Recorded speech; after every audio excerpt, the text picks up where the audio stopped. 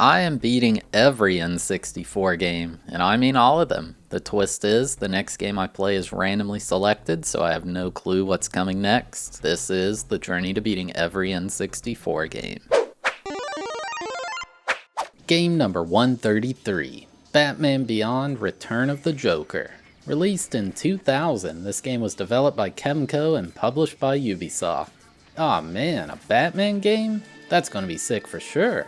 I mean, we already had Superman 64, so this has gotta be better than that, right? I remember playing this Batman beat 'em up on the Super Nintendo as a kid, so I don't know. I've got high hopes for this one. I had literally never heard of this game in my life, so not much else to say. Let's get into it.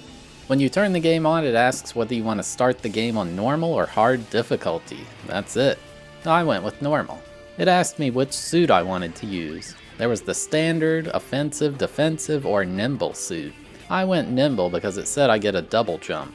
It pops up with an image saying Stage 1, Gotham, Air and Space. There's some werewolf looking guy who says he's part of the Jokers and they're taking over this place. Then Batman walks in and is talking to an old Bruce Wayne. Now, if you're like me and have never seen Batman Beyond, this might be a bit confusing to you. It takes place 50 years in the future from the original Batman events. Bruce Wayne is retired and this kid Terry is now doing the job of Batman. Bruce is concerned because this place is only used for research, so it's probably not a common thief doing this. Then it's into the gameplay. You can run around and awkwardly punch and kick things. Every time I went to a new room, I heard some anonymous bad guys talking about their evil plans. In the next room, some goons showed up and it was time to fight. You just kind of punch and kick wildly to deal with them. It's a beat 'em up, but like, what are these animations? They're just so awkward looking. And like, what is this guy doing? He's super tanky, but he never gets off those levers. I get that he's moving the objects in the room around, but this just seems like a bad strat by him. In the next room, I fell into a pit and died. Look, I'm blaming the controls here. The way you move is so jittery, it's just, I don't like it. The nimble suit is awesome because you can glide with wings. I really don't see why you'd want any of the others, honestly. After going through a few rooms of this place, I'd made it to the first boss of the game. Some members of the Jokers were here freaking out because Batman showed up. The big goon guy said he was going to take care of me. So anyway, I started kicking. It's just hilarious how simple it is to fight people in this game.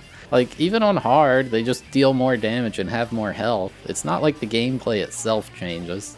After winning, the other guy said he broke the computer, but he removed the memory from it at least. Batman gets knocked down by an earthquake jump, and that was the end of the first level. Batman returns to the Batcave, and we're concerned that they're getting into splicing genes now. One of the people there was part hyena. Meanwhile, the Joker is livid they didn't get the real data from the computer. He says he'll make a comeback at the Wayne Enterprises building. By the way, I don't control when the text goes away in these cutscenes. The game just does it automatically, and it goes fast. Now it's on to level 2. We see Bruce Wayne giving a speech in front of a crowd at Wayne Enterprises. Out of nowhere, the Joker shows up, causing a big old scene. Meanwhile, that hyena guy sneaks in unnoticed.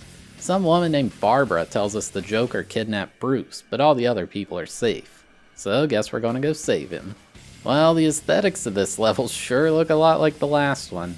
At least these enemies are different. I think that's a werewolf. Oh, and look, there's a minotaur. This gene splicing stuff is nuts. Then there was this red and white robot. Looks like Ultraman to me. I mean, there's not much else to talk about in these levels. Literally all you do is beat up bad guys until they drop the key card to the next room. I made it to the roof where the Joker himself was waiting. Instead of fighting him, he brought in that hyena guy. I guess his name is Wolf. This guy jumps around like he's Blanka from Street Fighter 2. I found with pretty much every enemy in this game, you could kick them 4 times to keep them stun locked. But after the 4th kick, some logic would kick in to make them immune to flinching or whatever. So the strat was kick 4 times, run away and dodge, then repeat. Joker's goons say they recovered what they need, so they hightail it out of there and leave Bruce with us. Terry is wondering how the Joker is looking so good for someone who must be at least 80 years old. Bruce doesn't really have much to say about it, he just wants to get home. Next up is Arkham Asylum. Bruce calls Terry wondering where we are, and we're like, hey, you put all the worst criminals in this asylum, right? Bruce says that was a million years ago and to get back to the Batcave, now. However, we're just going to ignore him and explore this place anyway. This level at least looks different from the last two.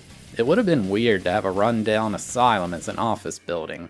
Now there's this thing breathing poison at me that actually deals a ton of damage.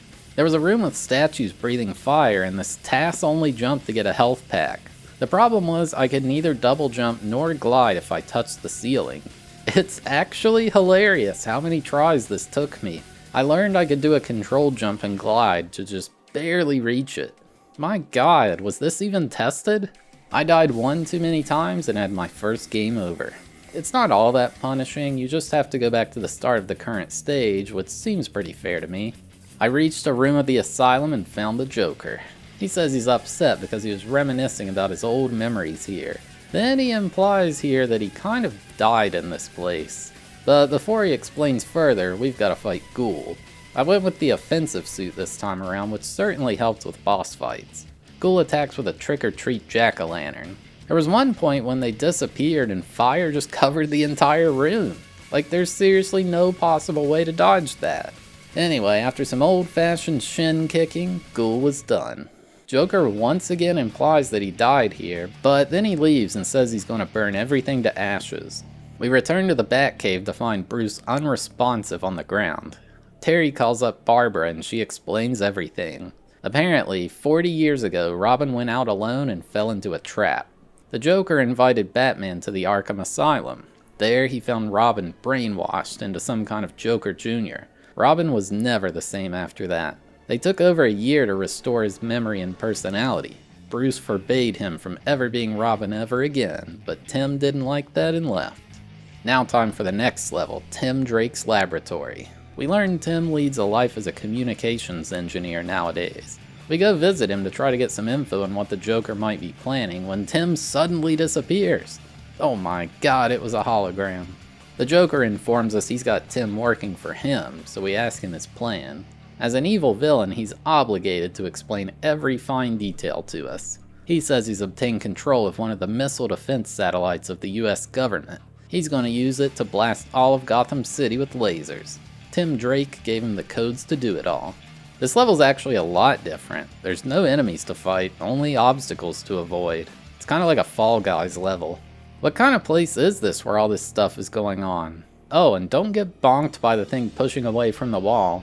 You'd think that it would just push you, but you actually get stun locked and knocked off the cliff. Once I'd passed all that stuff, there was a machine with a key inside. A laser on the ceiling was guarding it, so I just kicked the machine to death until the key was mine. That was an easy level.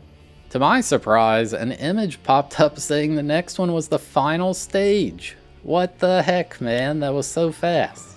It's time for the Jolly Jack Candy Factory. Somehow Terry noticed like a jar of jelly beans or something, and he knows it came from this place, so that's where the Joker must be. I don't know, it's weird logic. Now Joker's goons have flamethrowers. My goodness, that's quite a step up. They should just use guns against Batman, like it'd be so easy to stop him.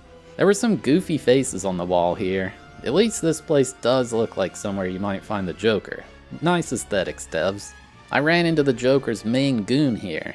You know, I tried actually using some different things in the game, so I went with the standard suit and tried out the Dark Knight staff. It's absolute trash, dude. I can't believe I tried something other than shin kicking to death. That's what I get for going variety. There was a room with more obstacles like that last level, along with some turrets on the wall shooting blue balls at me. Felt like I was playing that one game in American Gladiators. Later, there was yet another key in a machine. These two girls did cartwheels, then disappeared, which was strange. I guess they're the thing guarding it instead of a laser this time.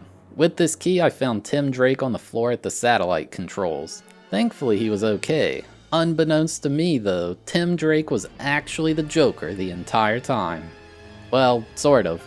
The Joker implanted his personality inside Tim's brain all those years ago. And this is it. Time for the final boss of the game, the Joker himself. There's this little robot that glides around the room that you've got to avoid. Along with that, the Joker sends blue beams down from the ceiling repeatedly, which is annoying. I just shin kicked him over and over, and that was it. The Joker was stopped once and for all. We prevented the laser from destroying Gotham City, and Tim says the news reported that he was hurt during the Joker's attack, and both the Joker and Batman disappeared. We know the real story, though. Bruce shows up and thanks us for helping his friend, and that we're a good person, even not considering being Batman. Then we fly off into the night, and it just says end. It doesn't even play the credits. Yeah, I guess that's about all there is for this one. Game complete. So yeah, there you have it. My journey to beating Batman Beyond: Return of the Joker. Man, this game could have been cool, but it's just not. 5 levels and that's it. I beat the game in under an hour. Like, come on. The physics are so bad, and the fighting just has no strategy to it. It's not like beat-em-ups can't work in 3D. They've done it plenty of times in the modern day. This just seems like a quick cash grab by Kemco and Ubisoft on the popularity of Batman. Hopefully you didn't pay full price for this one back then, because it definitely wasn't worth it. Heck, it's not even worth the rental price. The graphics are okay, and I guess the music is there? I gave it a 1 out of 10 for enjoyability and a 2 out of 10 for difficulty. Hey, thanks for watching the video. Have a sneak peek at the next game. Or 257 on the list? Could be anything. 3, 2, 1. Go. 14! Oh my god, what is that?